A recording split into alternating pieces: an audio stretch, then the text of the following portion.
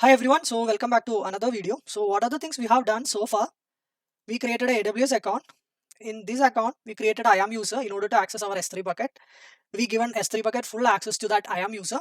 Okay, so after that, what we have done, we created a S3 bucket. You can see IAM user is over here, Mufil. We given a password in order to log in into that account. Using that password, we logged into Mufil IAM user account.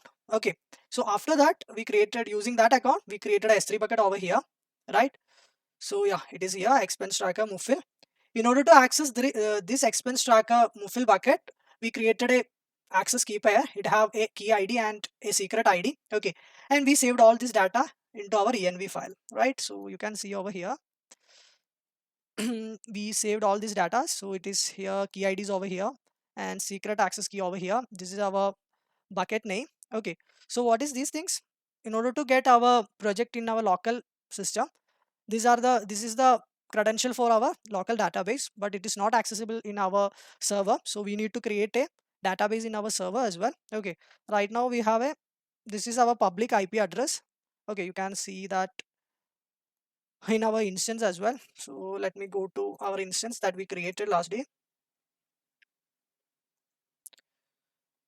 So it is the instance we initiated. You can see our public address over here, so I saved that into my VS Code env file, right? So you can see over here. So what else we need to do? We need to create a database in order to use in our server. So for that we are using RDS service provided by AWS. So let me create a database. Yeah, I'm using MySQL. So this is the one we are using. Most of the cases you can use the default value. So I will go through it. Mm, So here you can tick free tier option. Database one, fine. So you can give just, let me give my name as a master username. Rahman, fine. Let me create a password. Okay,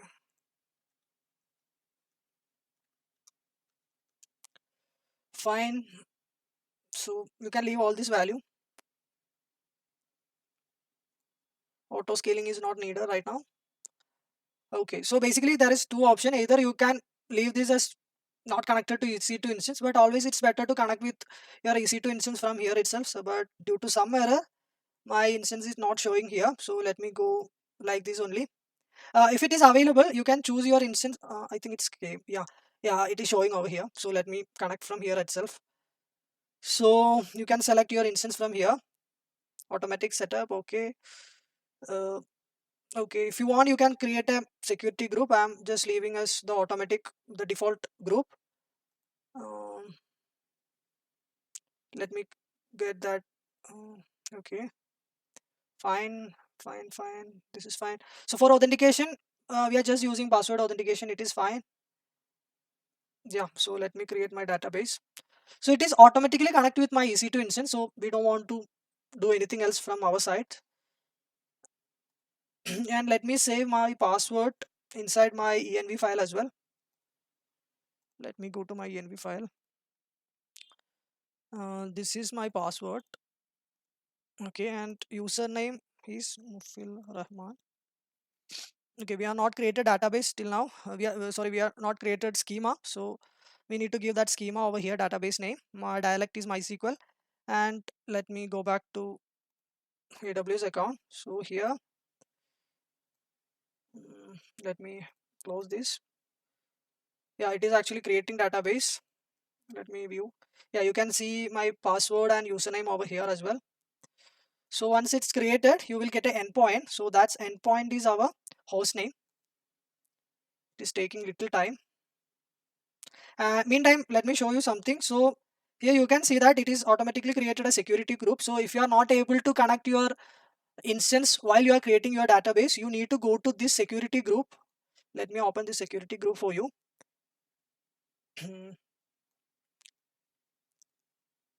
Yeah, you can see that right now it is automatically given this rule. You can see that it is given MySQL Aura. This is the port we are using for connecting database. So it is given access to this security group. Okay, this is the secure. You can see that when you go to our instance, you can see this. This is the security group we attached it to our EC2 instance. So it is given that role to allow connection to database one from any instance this security group is attached to. So this security group is attached to which instance? The instance that we have created. If it's not here, you can simply add role and you can select MySQL Aura. Okay, and after that you can search that security group. So it is launch wizard, right? So yeah, you can see that this is the security group. You can see that S3, this is the ID which provider for it. This is the security group, so you can select this one. So these are basically same. Okay, even either you can connect to your launch wizard, or otherwise you can connect to any other security group that attached to your instance. I think I have attached some. Yeah, I think this is the one. Let me type SG03. Yeah, this is actually attached to my instance, so that I can get this group and I can save this role. But right now it is not necessary because it's automatically set up. And let me go back to my database. Yeah, it is actually created. So when you click over there, you can get an endpoint as well. So this is my host name. So let me copy this and go back to my VS Code and save that host name as well. Okay. So what I want to do next, I want to connect this database into my workbench. So let me do that as well. So here is my workbench. So let me, okay. So in order to connect, you can click over here.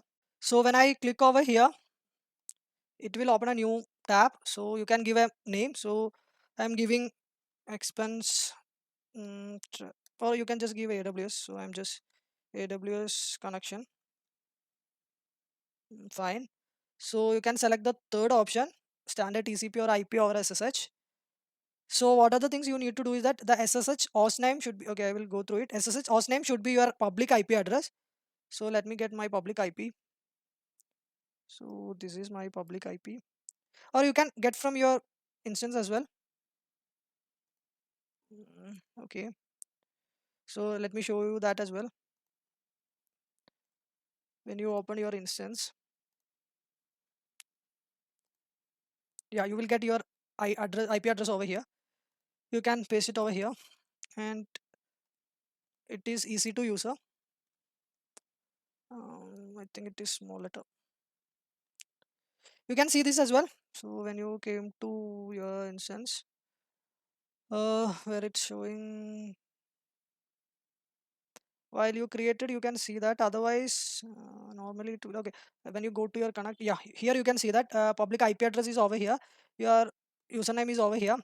If you didn't change anything, you can use easy to user. Otherwise you can change, you can use whatever the name you have given. So I'm just using that easy to user only, right? So here easy to user, and my password actually, okay, yeah, SSH key file. So you know that we are actually downloaded that one. So I think I have saved that into uh, oh yeah, let me, yeah, here it is. My PEM file is over there, so I'm opening that as well. So my SQL hostname would be my endpoint. So let me go back to my env file. I have saved here my endpoint.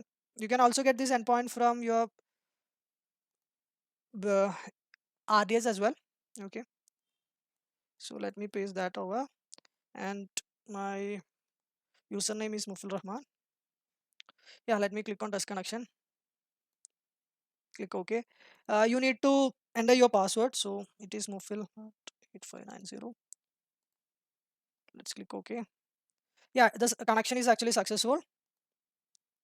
You can click OK over here. So you can click on AWS connection. It will open. So it is actually we have a server in our sorry, we have a database in our cloud. Okay, and we are accessing that through using Workbench. Okay, so I want to create a schema. It is similar to what you have done in your local database. Okay, so I'm just giving expense tracker, and I'm copying this name. Done. So let me go back to my VS Code and let me paste that database name is expense tracker. So we have done everything. So you can see that everything is already fine. So we connected with our database, and we are created a expense tracker, and we saved that name and all those things into our env file. So in the next video, we can actually set up our EC2 instance, configure our EC2 instance. After that, we can clone our project into our EC2 instance, and we can run our project over there. Okay, so that next one is exciting session. Okay, see you in the next video.